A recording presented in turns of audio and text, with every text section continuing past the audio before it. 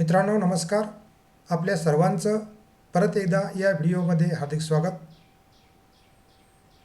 श्री संत सावतामाळी ग्रामीण महाविद्यालय फुलंब्री, श्री आसारामजी भांडवलदार महाविद्यालय देवगाव रंगारी व विवेकानंद महाविद्यालय छत्रपती संभाजीनगर या तिन्ही महाविद्यालयाच्या अर्थशास्त्र विभागाच्या वतीनं दिनांक 27 सप्टेंबर 2025 रोजी आयोजित India's international trade in changing global contest policy direction and composition या राष्ट्रीय परिषदेच्या उद्घाटन सत्रात उद्घाटक आणि बीजभाषक म्हणून बोलत असताना प्रोफेसर डॉक्टर प्रसन्ना खडकीकर सर पुढे म्हणाले की मशिनरीची आवश्यकता आहे, कसं करावं ह्याच्यावर जर तुम्ही तारीफ लावला तर आपण करावं कसं, इम्पोर्ट कसं करावं ती मशिनरी. तुम्ही एवढी मोठी तारीफ लावून टाका, आपण हाऊ कॅन बी इम्पोर्ट, तर आपल्याला जास्तीत जास्त फॉरेन एक्सचेंज द्यावं लागेल.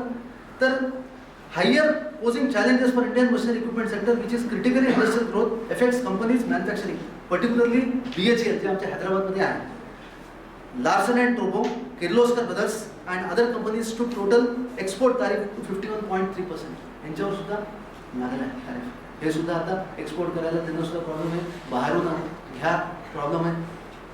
फार्मास्युटिकल हे एक आहे त्याच्यामध्ये, पण फार्मास्युटिकल थोडंसं वाचलं आहे कारण लाईफ सेव्हिंग ड्रग्स आहेत, त्याच्यावर त्यांनी 0% आहे, त्याच्यावर काही नाही आहे त्याच्यावर तारीफ. त्यांनी काय केलं आहे की study demand United States and 0% तारीफ ऑन मेडिसिन्सवर 0% तारीफ आहे. Indian pharmaceutical remains largely unaffected is the pharmacy of the world. आपली मी तुम्हाला सांगतो, हैदराबाद ही फार्मासिटी झालेली. त्यांनी एक सेपरेट त्यांना एक जमीन दिलेली आहे एअरपोर्टच्या साईडला, आणि तिथं त्यांनी एक शानदार फार्मासिटी तयार केलेली आहे. ऑलरेडी हायटेक सिटीच्या पलीकडे सुद्धा आहे, गच्चीबोलीच्या त्या साईडला सुद्धा आहे, आणि लॉट ऑफ एम्प्लॉयमेंट ऑपॉर्च्युनिटीज तिथं होत आहे तिथं. आणि I can say India's pharma capital is Hyderabad.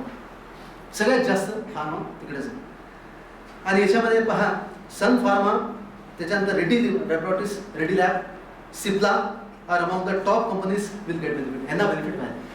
आणि नवे वॅक्सिन्स, नवे मेडिसिन्स, सगळ्यात रेडी लॅब्स, सगळ्यात टॉप लॅब आपल्या हैदराबादमध्ये आहे. त्याच्यानंतर सन फार्मा आहे, त्याच्या व्यतिरिक्त सिप्ला सुद्धा आपल्याकडे ती संस्था आहे. Then this is one.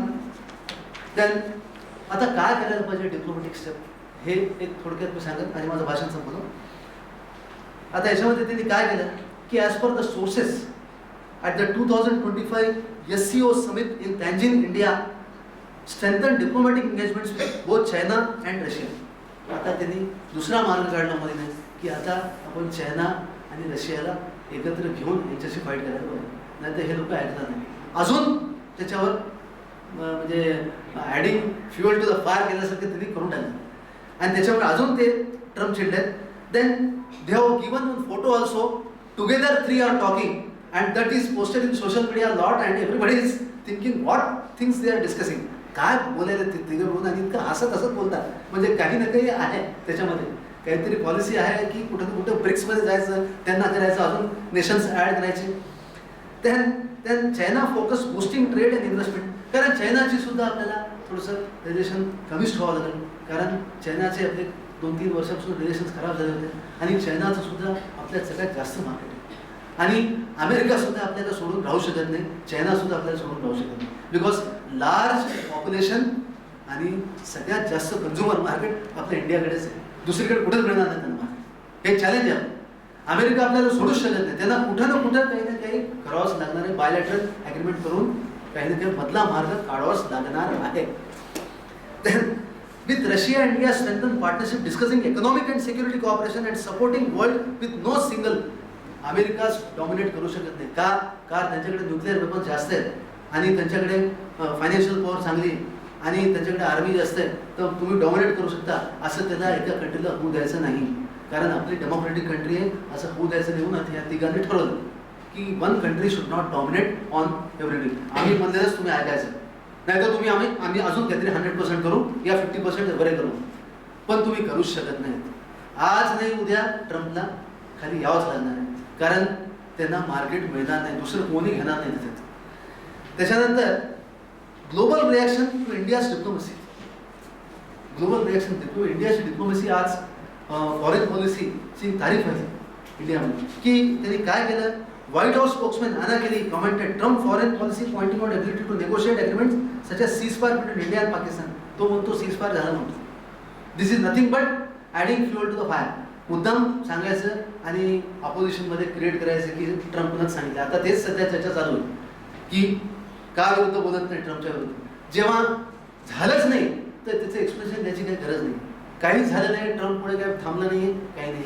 It is a talk between the two DGOs of the army.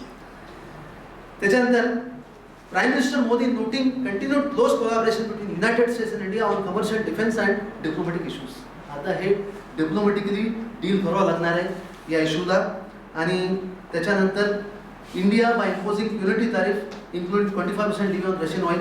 हे तर सगळं चाललेलंच आहे. ऑइलवर ते लोक जास्त 25% करतात. या अशा सगळ्या गोष्टी बऱ्याच आहेत. पण शेवटचं जे पॉईंट कन्क्लुजन मला असं वाटतंय की despite the problems cause by new tariff United States and India remain close partners. ते दोघं पार्टनर आहेतच. They are natural partners. I can say like that. The United States relies on India to help deal with China, improve supply chains improve करना करायचे त्यांना, keep region stable, whereas India values trade, technology and security ties with United States, maintaining good relations. Trade पाहिजे, technology पाहिजे, त्याच्यात security सुद्धा पाहिजे. या तिन्ही गोष्टी त्यांना डिप्लोमॅटिकली डील करावं लागणार आहेत अमेरिकेला. त्याच्याशिवाय प्रत्यंतर नाही आहे. तुम्ही ड्युटीज लावा, इम्पोर्ट ड्युटी लावा, एक्सपोर्ट ड्युटी लावा, मोठे मोठे तारीफ लावा, पण शेवटला India will become Vishwaguru one day. So I thank college principal and college management. अशा कॉलेजमध्ये जी RSSची संस्था आहे आणि तिथं आल्याबद्दल मला सुद्धा फार आनंद झाला. आणि ही मला संधी दिल्याबद्दल मी कंदारे सर आणि प्रिन्सिपल सरांचे सगळ्यांचे आभार मानतो. थँक्यू. धन्यवाद सर.